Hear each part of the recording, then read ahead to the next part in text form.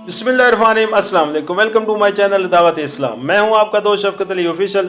उम्मीद करता हूं कि आप सब लोग ईमान के आला दर्जे पे होंगे। सूरत बकरा की आयत नंबर 247 का तर्जमा। उनके नबी ने उनसे कहा कि अल्लाह ने तालूत को तुम्हारे लिए बादशाह मुकर्रर किया है। ये सुनकर वो बोले, हम पर बादशाह बनने का वो कैसे हकदार होगा? उसके मुकाबले में बादशाही के हम ज्यादा मुस्तहिक हैं। वो तो कोई बड़ा मालदार आदमी नहीं है। नबी ने जवाब दिया, अल्लाह ने तुम्हारे मुकाबले में उसी को मुंतखब किया है और उसको दिमाग और जिस्मानी दोनों किस्म की आलियत फरमानी के साथ अता फरमाई है, और अल्लाह को इख्तियार है कि अपना मुल्क जिसे चाहे दे। अल्लाह बड़ी वसत रखता है और सब कुछ उसके इल्म में है। सूरत बकरा आयशिया नंबर 269। बाइबल में इसका नाम सावल रखा है। ये कबीला बिन यमीन का एक 30 साल नौजवान था। बनी इसराइल में इससे खूबसूरत कोई शख्स न था। ये ऐसा कदावर था कि लोग इसके कंधे तक आते थे।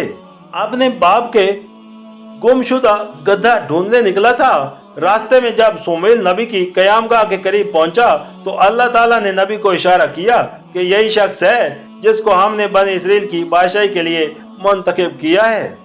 चुनाचे सुमैल नबी ने उसे अपने घर लाए, तेल की कुजी लेकर उसके सर पर उंडेली और उसे चूमा और कहा, खुदावन ने तुझे मसा किया ताकि तू इसकी मेराज का वारिस हो।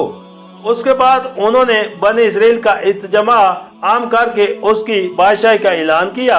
ये बनी इसराइल में दूसरा शख्स था जिसको खुदा के हुक्म से मसा करके पेशवाई के मनसब पर मुकर्रर किया गया।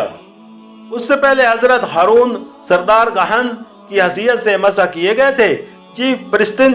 उसके बाद तीसरे ममसा या मसीह हजरत दाऊद इस्लाम हुए और चौथे मसीह हजरत ईसा इस्लाम।